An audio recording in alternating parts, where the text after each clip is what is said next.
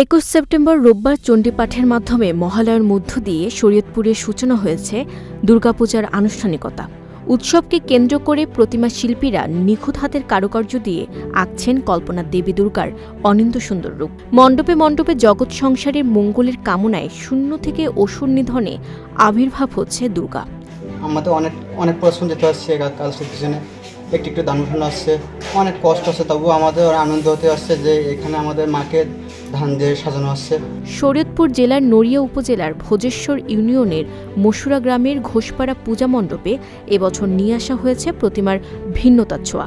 বিভিন্ন রঙের ধান দিয়ে নিপুণ হাতের ছোঁয়ায় তৈরি করা হয়েছে দুর্গা প্রতিমা। দেবী দুর্গার সঙ্গে রয়েছেন কার্তিক, গণেশ, লক্ষ্মী ও সরস্বতী। পাশাপাশি রয়েছে বাঘ ও অসুরের অবয়ব।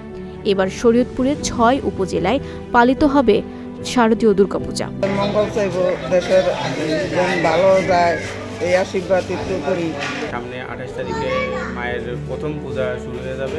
এর মাঝে আমাদের এখন হচ্ছে মাটির কাজ শেষ হয়ে গেছে, আমরা এখন রঙের প্রস্তুতি নিতেছি। আজকে থেকে আমরা রং শুরু করব। আসলে আমাদের মা এবার কাজে আসতেছে, তোলা যাবে। আমরা অধিক আগ্রহে অপেক্ষা করতেছি মা আসার জন্য, মায়ের পায়ে অঞ্জলি দিবে। উৎসব নির্বিঘ্ন করতে আইন শৃঙ্খলা বাহিনীর পক্ষ থেকে নেওয়া হয়েছে নিরাপত্তা ব্যবস্থা।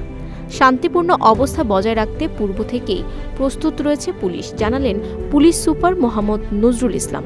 শরীয়তপুর জেলাতেও শান্তিপূর্ণভাবে এবং নিশ্চিত নিরাপত্তার মধ্য দিয়ে যাতে সনাতন ধর্মাবলম্বীরা শারদীয় দুর্গাপূজা উদযাপন করতে পারে, এই লক্ষ্যে জেলা পুলিশ শরীয়তপুরের পক্ষ থেকে বিশেষ নিরাপত্তা ব্যবস্থা গ্রহণ করা হয়েছে। শরীয়তপুরে এবার 102টি মণ্ডপে অনুষ্ঠিত হবে শারদীয় দুর্গাপূজা। আগামী 28 সেপ্টেম্বর ষষ্ঠী পূজার মধ্য দিয়ে শুরু হয়ে 2রা অক্টোবর প্রতিমা বিসর্জনের মধ্য দিয়ে শেষ হবে দুর্গোৎসব।